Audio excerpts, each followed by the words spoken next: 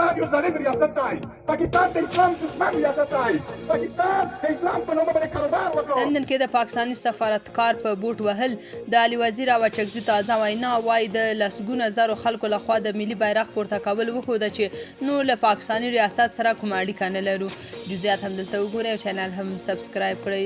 په سر کې خو خبردار دی چې لندن کې د پاکستان سفارت مخې ته قهرجنو افغان لارونکوونکو د پاکستان سفارتکار په بوټانو وویشتل.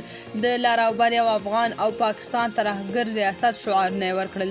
د پښتون ژغورنې غورځنګ مخکښ غړي علي وزیر وایي موږ سره دا پوښتنه پیدا شوې چې د وزیرستان په شان ناامنه سیمه کې ګیلمن وزیر له هر ډول ګواښ څخه په امن کې و، خو په اسلام آباد کې پر هغه مرګونه برید کیږي او داسې ګزار پرې کیږي چې ترې ژوندی نه پاتې کیږي. او که زه د هغه د سیاسي مبارزې اړخونه بیانوم نو کیدای شي چې د هغه په سیاسي مبارزه او یا د هغه په هغه د جنازې پر خوالو ته د وینا پر مهال وویل د پاکستان واکمن نظام نه تا پریدي نه ما پریږدي او نه پر بل رحم کوي.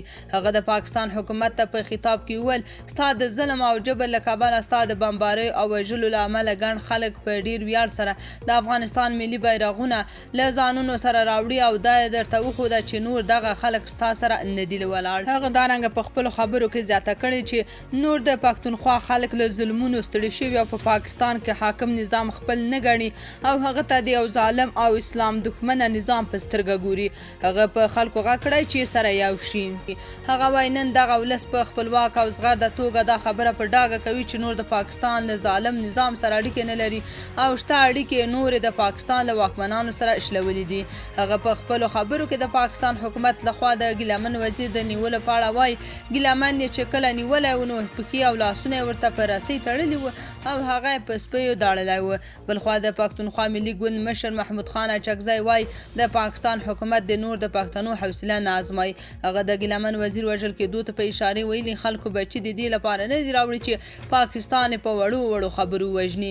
اچکزي زیاته کړې چې فرضي کرښه په دوی باندې په جبر منل شوې. تاسو په دې اړه څه نظر لرئ؟ کومنټ کې شریک او چینل هم سبسکرایب کړئ.